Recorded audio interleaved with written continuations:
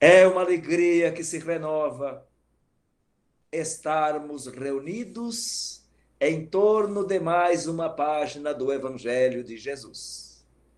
Como o fazemos habitualmente às segundas-feiras, hoje o capítulo 10 do Evangelho segundo o Espiritismo.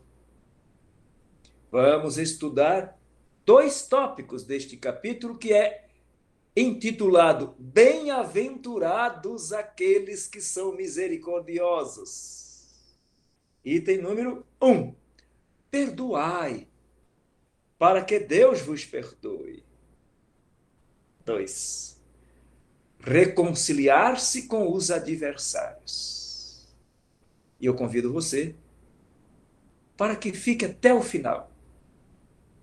Porque lá no finalzinho nós vamos juntos fazer aquela união, aquela conexão com o alto, juntos, para nos reabastecermos, fortalecer, alimentar o nosso espírito através da prece, através da oração. Muito bem. Perdoai para que Deus vos perdoe. Trecho do Evangelho de Mateus. Bem-aventurados aqueles que são misericordiosos, porque eles próprios receberão misericórdia. Mateus capítulo 5, versículo 7.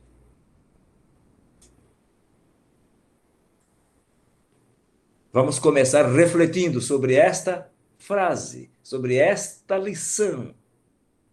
Aqueles que forem misericordiosos receberão misericórdia.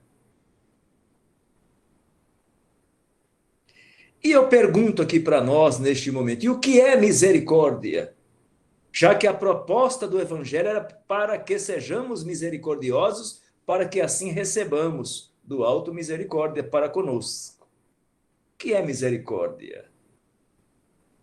A misericórdia é um sentimento de solidariedade com relação a uma outra pessoa que sofre. Compaixão, piedade.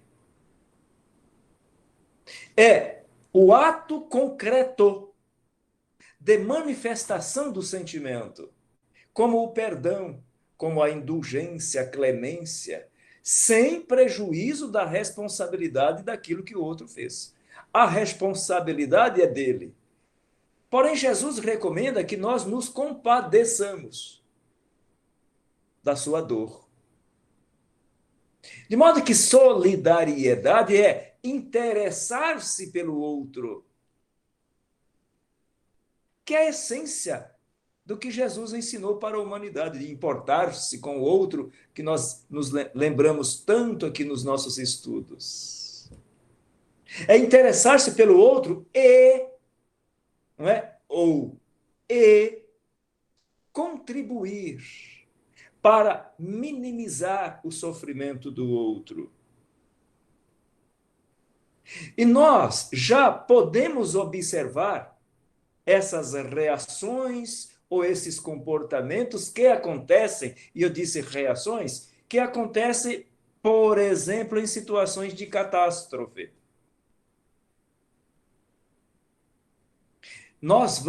Podemos nos lembrar de alguns fatos aqui dentro mesmo do nosso país. Exemplo, aquela tragédia de Brumadinho. Quantas pessoas se mobilizaram para, de alguma forma, contribuir para minimizar o sofrimento alheio? Incêndio no porto de Beirute, fato recente também. Países se mobilizaram, solidarizando-se com aquele sofrimento para minimizá-lo. Enviaram medicamentos, comida, pessoas para ajudar a aliviar a dor. O que Jesus propõe é um pouco mais além, para que nós, compreendendo esta lição, trabalhemos este sentimento uma coisa eventos mais próximos no nosso dia a dia para com a dor do outro. que está ali mais próximo da gente.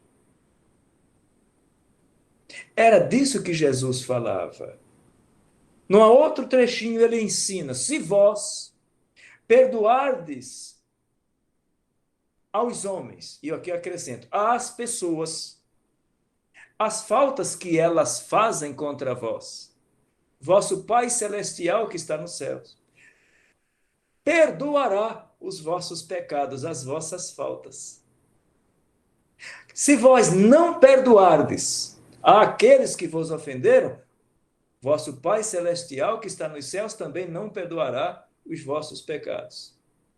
Mateus capítulo 6, versículos 14 e 15. Do que esta página do Evangelho está falando? Qual é a lição que ela está trazendo assim para nós? Que devemos fazer por merecer. E isso está submetido a uma lei. Que lei é essa? É a lei que rege o princípio de justiça. Que a cada um vai lhe ser ofertado de acordo com o que ele fez por merecer. Ensina que tudo o que fazemos em nossas vidas tem consequência. Que eu e você haveremos de colher de acordo com os créditos que nós construímos. Ou seja, fizemos por merecer. E aí tem mais uma liçãozinha velha, conhecida nossa, que também está lá em Mateus, no capítulo 8, versículos 15, 21 e 22. Diz assim: se o vosso irmão pecou contra vós, ide lhe exibir sua falta em particular, entre vós e ele. Se ele vos escuta, tereis ganho o vosso irmão. O apóstolo Pedro, tendo ouvido esta lição, aproximou-se do mestre e perguntou a ele: mestre, quantas vezes eu deverei perdoar o meu irmão quando ele houver pecado contra mim? Será 7 vezes 7? Até 7 vezes 7?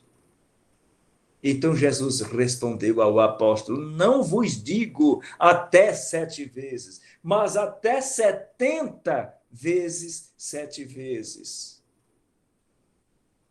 Qual é a lição que ele deixa para a humanidade nesta outra página do Evangelho? Qual é a mensagem que está por trás desta figura de linguagem? Desta mensagem figurada? Que na vida de relacionamento nosso, no nosso dia a dia, diante de uma ofensa, nós devemos perdoar sempre. Sempre. Alguns dizem: mas e se eu não quiser? Fomos feitos possuidores de livre-arbítrio, posso não querer. Mas eu dizia há pouco que tudo tem consequência, não é? Então, se eu não quiser, eu também estou deixando de construir créditos para merecer a bênção do alto. Se eu não quiser, eu estou trabalhando contra mim. E ao invés de minimizar, de aliviar as coisas, eu passo a acumular dor, sofrimento, porque aquela energia negativa nos faz mal. Então, eu estou neste caso trabalhando contra mim mesmo. Note que cabe aqui uma outra reflexão que eu considero mais abrangente. Vamos juntos agora, hein? Vamos lá. Pergunta, junto comigo, primeira pessoa do singular. Eu me amo? Responda para você mesmo agora. Esta pergunta que nós acabamos de formular. Eu me amo? Muito bem. Se você respondeu sim, qual é a conclusão, então, com relação ao outro? Se a resposta é sim, eu me amo, então eu devo perdoar o ofensor ou aquele a quem eu julgo meu ofensor. Por quê? Porque isso é libertador. Olha a palavra libertador. Me liberta daquelas amarras, daquelas emoções, daquelas vibrações doentias e que me fazem mal. De modo que, no dia a dia, na prática, aquelas pessoas que optam por não perdoar, e se eu for uma delas, eu escolho ficar preso, prisioneiro de uma coisa ruim, de uma coisa que me faz mal. São escolhas. E eu sempre digo isso, são escolhas. Então, algumas pessoas escolhem ficar presos àquilo que está fazendo mal ao espírito. Portanto, a misericórdia consiste no esquecimento e no perdão das ofensas. Esquecimento, esquecer. Você está me dizendo que acontece uma coisa ruim, que me fere, que me magoa, que dói e eu tenho que esquecer? Claro que não é assim nesses termos. Porque se fosse assim, teríamos de considerar um problema de memória, um problema de saúde. Não é disso que eu estou falando. O que Jesus propõe é que nós treinemos libertar-se daquilo que nos faz mal, de modo que ao lembrar daquilo, eu já não me incomode, mas isso demanda tempo. E eu ouço muitas pessoas dizer: ah, mas esse negócio de perdão é muito difícil. É mesmo. Eu tenho sido repetitivo nos estudos todas as vezes que o tema aparece na lição e a gente vai ver isso com alguma repetição ao longo do estudo dos capítulos do Evangelho. E como a proposta de Jesus é para que aprendamos a amar, a gente vai ter que aprender a desculpar, a esquecer, mas não no sentido de amnésia. É treinar para que, de tal modo que quando eu me lembrar daquilo, aquilo já não me faça mal, a ponto de eu querer fazer devolutivas negativas. É nesse sentido que Jesus propõe. E Allan Kardec nos propõe a seguinte reflexão: ai daquele que diz, eu não perdoo jamais. Por quê? Ai daquele. Porque se ele não for condenado, e aqui eu ponho responsabilizado, pela lei dos homens, será com toda certeza pela lei de Deus. Porque não há como fugir da responsabilidade dos próprios atos. Então, se eu puder minimizar isso agora, é muito melhor para minha alma ali na frente. Que assim que eu conseguir, eu já começo a desfrutar desse bem-estar agora, já. Eu me recordo de diversos exemplos de irmãos desencarnados trazidos à reunião mediúnica e que foram convidados a ver o filme de sua existência anterior, para poder compreender melhor o porquê daquele sofrimento, porquê daquelas angústias, por que ele está querendo cobrar tanto do outro. E muitas vezes, eles primeiro negam, depois justificam e com muito custo admite que também fizeram mal. Então, nós estamos nesta caminhada sendo convidados a resgatar muitos males que às vezes nós estamos cobrando do outro, mas que nós também, em algum momento, em algum tempo, em algum lugar, nos comprometemos. Por isso que Jesus propõe para que perdoemos. O que é que nós dizemos para nós mesmos quando nós oramos o Pai Nosso? Hã? Senhor, perdoai as nossas ofensas, assim como nós perdoamos àqueles que nos ofenderam. Então agora fica mais fácil compreender, melhor compreender a beleza desta prece ensinada pelo mestre. Ali ele está falando da lei de causa e efeito, do merecimento, que eu tenho que fazer por merecer. Senhor, me perdoa, na medida em que eu perdoo acolá. Se eu não perdoar aqui, como é que eu quero que Deus me perdoe? Aí eu vou reclamar do que se eu não estou fazendo a minha parte? Então qual é a conclusão? Se eu não perdoo as faltas que os outros me fizeram, que merecimento eu tenho diante de Deus? Pode dizer para ele, Senhor, perdoa minhas faltas. E sabe o que é mais legal de tudo isso? Eu já tinha lido isso numa mensagem de Emmanuel, já tinha lido no Evangelho, e hoje, relendo o Evangelho, está lá. Deus não perdoa, também não castiga. Deus é justo. Cobra a responsabilidade dos nossos atos. E o que é muito bacana é que quando a gente entende isso, não dá mais para dizer, eu não sabia. Porque hoje nós que já estudamos e já estamos reestudando, nós já sabemos. Eu posso escolher e decidir não seguir a instrução. E aí tem consequências.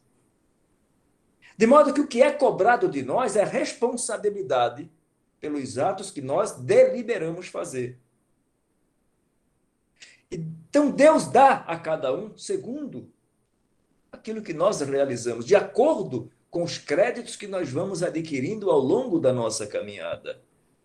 Ou seja, o trabalho que eu estou fazendo para merecer essas bênçãos. Eu ouço com bastante frequência as pessoas dizerem assim, mas eu rezo, rezo, rezo, e a coisa não está boa. Eu sempre alerto. Já imaginou se você não tivesse rezando? Com toda certeza seria pior, porque a qualidade do alimento seria outra. Então, aquela frase do mestre, perdoai 70 vezes, 7 vezes, ela ensina que a misericórdia, sabe aquele sentimento de compaixão para com o outro, de desejar minimizar a dor, não deve ter limites. Mas e se eu não quiser? Escolha. Você é livre para cumprir, obedecer às instruções da lei maior ou simplesmente deixar para lá. Só que tudo tem consequência. No que diz respeito ao perdão, é preciso tomar cuidado. Sabe por quê? Existem duas maneiras bem diferentes de perdoar, segundo a nossa ótica, né? Claro, encarnados na condição evolutiva em que nós nos encontramos na Terra. A primeira é nobre, generosa, sem segunda intenção. A pessoa realmente está trabalhando para perdoar. Quando ela for conversar com aquele a quem tem lá as suas diferenças, vai com delicadeza, com respeito. Mesmo ali doída, sabendo do acontecido, que realmente o camarada é responsável pelo que fez.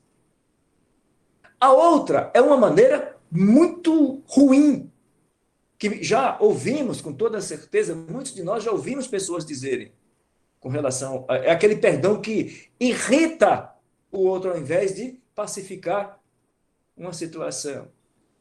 O ofendido, aquele que se julga ofendido pelo outro, a pretexto de perdoar, impõe condições.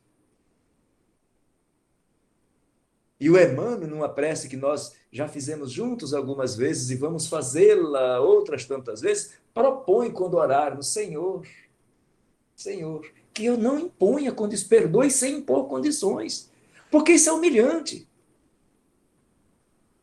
Se estende a mão àquele que o ofendeu, não é com benevolência.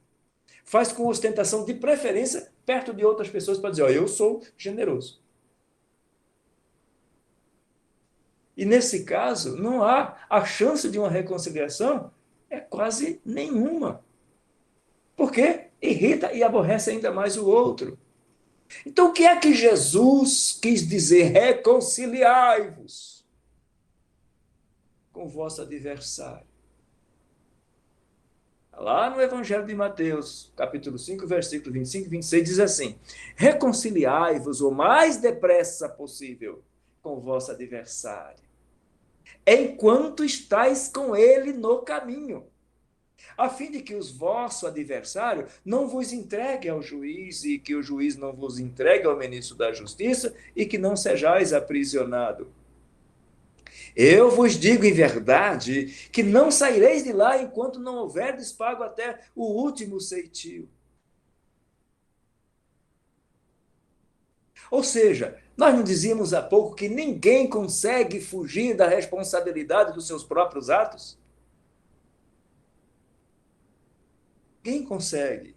Então, qual é a primeira lição? Não deixe para depois. Se tiver contas a ajustar, preferível que seja nesta existência enquanto estamos por aqui. Por que fazer isso enquanto estamos com ele na caminhada? Porque a morte não resolve o problema, não nos livra do inimigo, como algumas pessoas querem acreditar. Definitivamente não. Os espíritos vingativos frequentemente perseguem com o seu ódio aqueles contra os quais conservam o rancor, o desejo de vingança.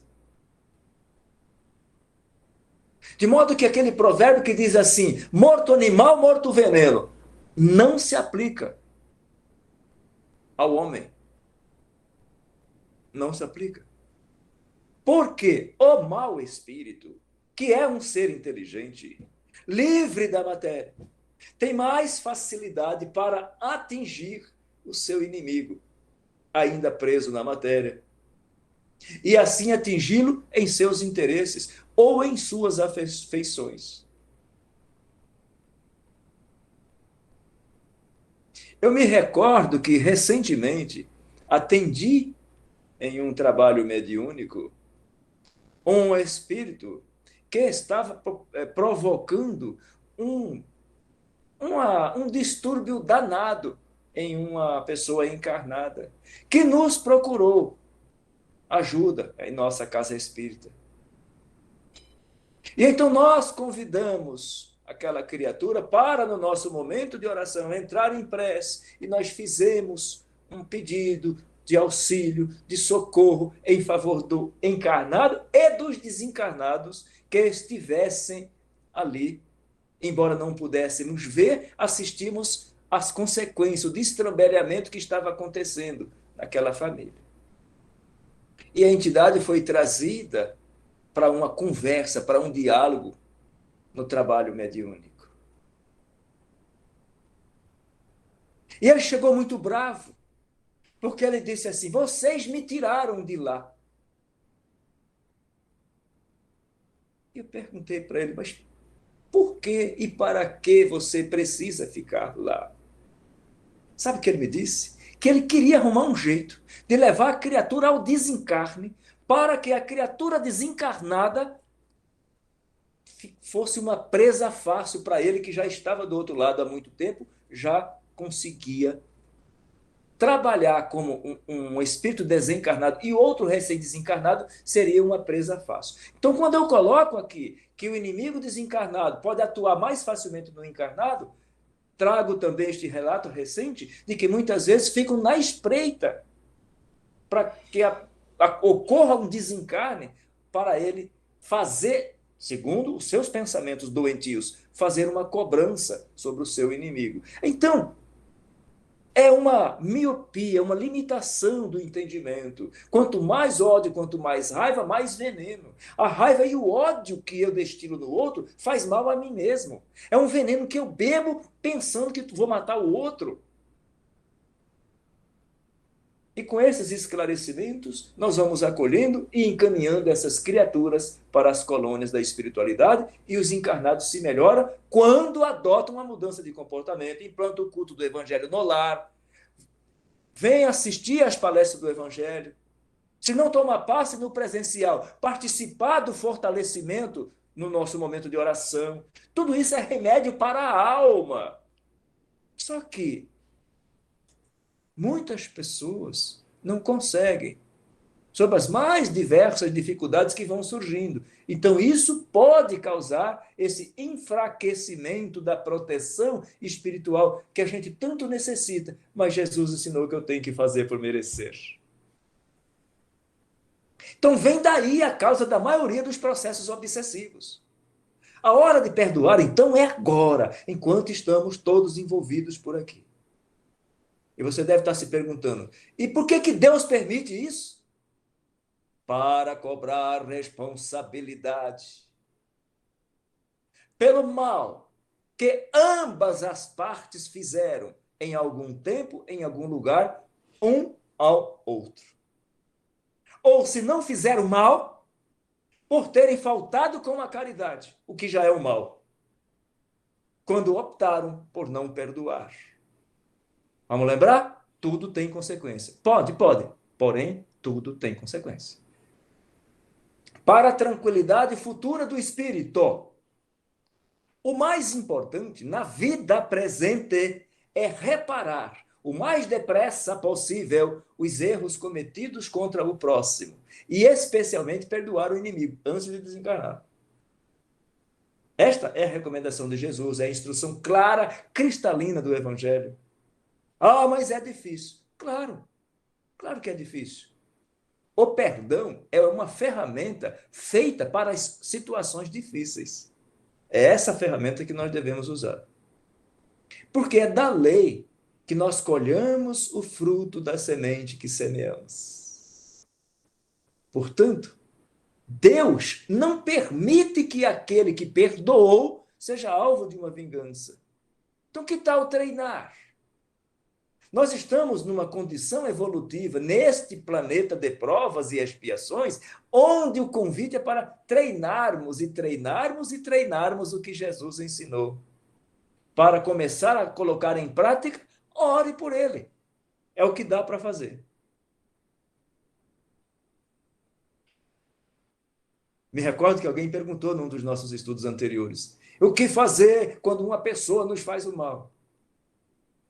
Ore por ele. Quando isso é feito com sinceridade, é verdadeiro ato de caridade, meus irmãos e irmãs. Por fim, quando Jesus recomenda reconciliar-se o mais depressa possível com o adversário, não é somente apaziguar as discórdias durante a existência atual. Sua recomendação é para evitarmos que essas discórdias se perpetuem nas existências futuras. São muitos os casos atendidos nos trabalhos de desobsessão, em que os cobradores se apresentam em total desequilíbrio, decorrente de ódio, desejo de vingança, e que muitas vezes se arrastam há séculos. Por quê? Porque optaram por não fazer esta reconciliação antes do desencarne. E aí, olha, eu não vou dizer unânime, mas é quase unânime eles dizerem o seguinte: agora eu vou fazer justiça pelas próprias mãos. E não é assim. Porque se do outro lado nós estivermos construindo créditos, ele não nos atinge. Como disse ainda há pouco a página do Evangelho, Deus não permite que aquele que perdoou verdadeiramente seja alvejado. Então é o outro que precisa de auxílio, de socorro. Remédio, atitude de amor, ao nosso alcance, ao alcance da mão, uma prece sincera. E assim, irmãos e irmãs, reconciliar-se com o adversário é o sacrifício mais agradável a Deus.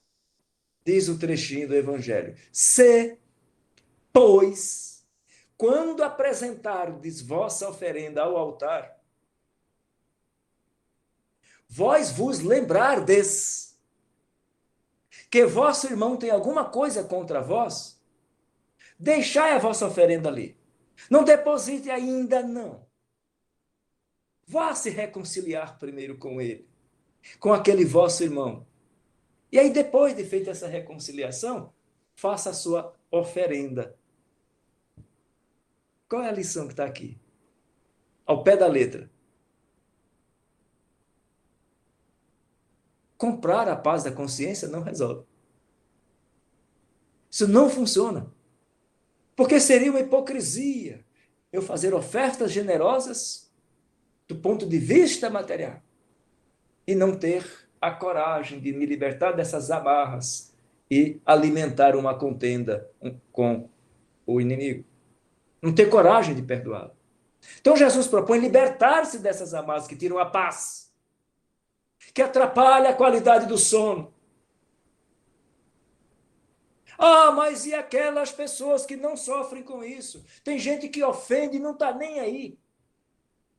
Allan Kardec pergunta em uma das questões do Livro dos Espíritos que tem pessoas que fazem isso e a vida lhes parece sorrir e não estão nem aí com o outro. E o Espírito de verdade responde: quem é que garante que na intimidade da sua alma essa criatura não está atormentada? Então, muitas vezes é um verniz. E de vos reconciliar com o vosso irmão antes de apresentar a vossa oferenda ao altar. Significa que é mais agradável a Deus sacrificarmos o nosso orgulho, o ressentimento primeiro, antes de pedirmos perdão a Deus de nossas faltas. Antes devemos perdoar o nosso ofensor para nos tornarmos credores, ainda que seja apenas orando por ele, porque quando sincera é a verdadeira caridade. Era a nossa proposta do Evangelho, desta página do Evangelho, para a noite de hoje. Agora nós vamos para as perguntas, se houver.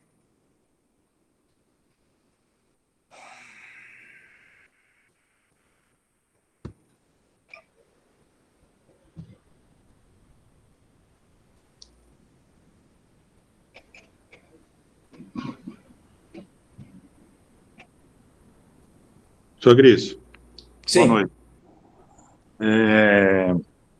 O suicida, ele é perdoado? É assim, olha, tudo tem consequência. Disso não tenha nenhuma dúvida. Nenhuma dúvida. Agora, eu vou contar para você uma experiência, a minha experiência no relato com o suicida nos trabalhos mediúnicos. Muitas vezes, o destrambelhamento é tão grande após o ato tresloucado que a criatura não tem consciência de si mesma depois do suicídio. Agora, todas as faltas, as traduções falam assim, todas as faltas serão punidas. Eu gosto de dizer, toda falta nossa será cobrada nossa responsabilidade. Então, a tua pergunta literalmente é, o suicida, como é que é? O suicida? O suicida, ele é perdoado? Ele é perdoado. Nem castigo, nem perdão. Deus é justo. Deus cobra a responsabilidade. E aí, na balança da justiça divina, entra uma porção de variáveis, como, por exemplo, nível de consciência. Como, por exemplo, fuga da própria responsabilidade. Outro dia atendemos em uma reunião mediúnica o espírito dizendo que ele foi induzido. Allan Kardec pergunta isso em uma das questões do Livro dos Espíritos. E aí, a resposta é o seguinte, todos serão responsabilizados. Então, respondendo objetivamente, se fosse simplesmente perdoar a falta cometida, Deus seria injusto. Deus cobra a responsabilidade dentro do princípio de justiça. Qual foi o grau de loucura, de desequilíbrio? Quais as circunstâncias em que as coisas aconteceram? Quaisquer que sejam eles, ele será responsabilizado. Muito obrigado, senhor Luiz. Nada. Ô, Gricio. Oi. A minha dúvida é o seguinte. Minha dúvida não. Vamos lá. Uma pessoa, vamos supor, chega para uma outra, um amigo, e faz o tal do fuxico. Uhum. Certo? Eu não estou sabendo de nada. Tá. Mas ela vai lá e pinta eu daquele jeito. Uhum. E essa pessoa começa a nutrir um ódio em cima de mim. Tá. e eu não sabendo de nada. Hum. Eu te pergunto, qual é a solução disso? Então, mas a outra pessoa, alguém passou a adotar um comportamento diferente contra você, a seu respeito, provocado pela maledicência de alguém. Sim. Então, nós vamos ver no Evangelho, tem lá um tópico sobre a maledicência. Hum. Né? A maledicência é uma falta grave, é falta de caridade. Então não deixa, vamos esperar chegar lá. Não, mas vamos tirar dúvida já. Tá, a Não, sua porque você vai. pergunta é: eu não estou sabendo de nada. Se você não está sabendo de nada, porque olha só, o peso da responsabilidade tem a ver com o conhecimento de causa. Hum. Você não deu causa. Agora, pode ser que alguém não goste de você e tem lá suas razões e você não saiba disso. Isso acontece todos os dias com todos nós. Quantas pessoas gostam da gente e quantas não gostam. Agora, isso dá a ela o direito de fazer maledicência? Algumas pessoas acham que sim, serão responsabilizadas por isso.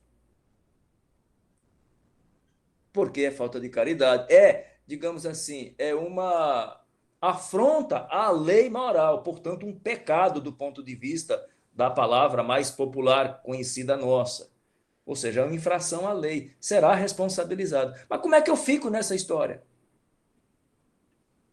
Tá, mas você não deve? Não. Tá. Que bom, né? Que bom que você não deve.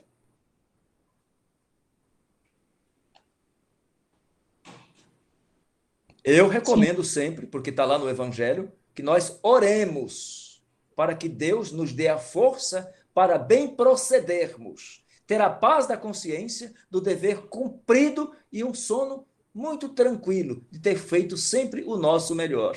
Se alguém tem algo, tem algo contra nós e nós não sabemos, não há o que fazer. A partir do momento que nós sabemos, nós podemos orar por todas essas pessoas e uma prece jamais se perde. Tá certo. Obrigado, Alice. Nada. Outra coisa, hein, minha gente? Esta página do Evangelho, volta e meia alguém fala, mas isso é muito difícil. Sim, mas a ferramenta é para isso. Na hora difícil, fazemos a nossa oração com a certeza de que nós estamos buscando fazer o nosso melhor. Se o outro não quer fazer esse esforço, isso é problema dele. O ajuste de contas com a lei maior será ele e a lei maior. Fabrício, a Eleusa levantou a mão. Pode falar, Eleusa. Eu não vi aqui, desculpa. Imagina. Tá me ouvindo bem? Ouço bem, você eu estou ouvindo bem. Então, é justamente o que você acabou de falar, que eu ia perguntar. Se tem uma desavença, né? Eu procuro me reconciliar, faço a minha parte, né? Uhum. De todo o meu coração, esqueço. A outra parte, não, né? Ela pode até fingir uma reconciliação, mas ficou com aquela... Mas você disse que aí a outra parte, então, vai ter as contas, ter que ajustar as contas diante de Deus. Mas e se aí nós dois desencarnamos? Uhum. E aí, como é que fica? Quando não há reconciliação dos dois lados, pode haver perseguição, obsessão. Pode haver perseguição, porém, eu me recordo que numa das passagens ainda há pouco, eu disse assim, Deus não vai, a tradução fala assim, punir aquele que perdoou verdadeiramente. Você estará vamos assim, para a gente compreender e para efeito didático, um estará num degrau e outro num degrau diferente, não estarão os dois no mesmo degrau. Porque você fez a sua parte, e a cada um segundo as suas obras. Ok. Eu acho sensacional esse esclarecimento que a doutrina espírita traz para a humanidade, do princípio da lei que rege o princípio de justiça. Deus é justo, nem castigo, nem perdão. Ele dá a cada um segundo o seu trabalho, o seu empenho, os créditos que ele trabalhou para construir. Mas eu perdoei, o outro não me perdoa. E às vezes, durante a existência aqui, você fica querendo que o outro te queira bem. Faça a sua parte, dê o seu melhor, procure. Eu o perdoei verdadeiramente, mas ele não me perdoa. Aí eu te pergunto aqui e agora para nós, quem é que tem o problema então? Ele. É ele. Que necessidade você tem de botar no seu colo um problema que não é mais seu? Exato. Não Então, é? mesmo Então, isso é muito legal. Ó, nós vamos voltar nesse tema na segunda parte do capítulo, segunda-feira que vem, tá? Tá legal. Vamos Vou falar mais aguardar. bem sobre isso que você coloca. Beleza, obrigada. De nada. Ó, Gris, Opa! só queria acrescentar que quando nós muitas vezes estamos em conflito, pode ser que eu tenha causado algum prejuízo ao outro. Nem sempre o outro é totalmente culpado. E na lei de Deus, além da reconciliação, tem a reparação. Então, muitas vezes, não basta eu tentar, você me perdoa, eu te perdoo, está resolvido. Perante a lei de Deus, se nós fazemos o mal, nós temos que reparar com o bem, ou para a vítima ou para alguém. Sim. Então, não é só pedir desculpa. Às vezes isso não é suficiente para a vítima, para o próximo, e não é perante Deus. Mas pode ser um grande passo, porque aquela pessoa que fala, eu não perdoo jamais, não vai fazer nada. Aquele que se dispõe já a começar a fazer esse exercício, já deu o seu primeiro passo. E quando quiser terminar uma obra, comece.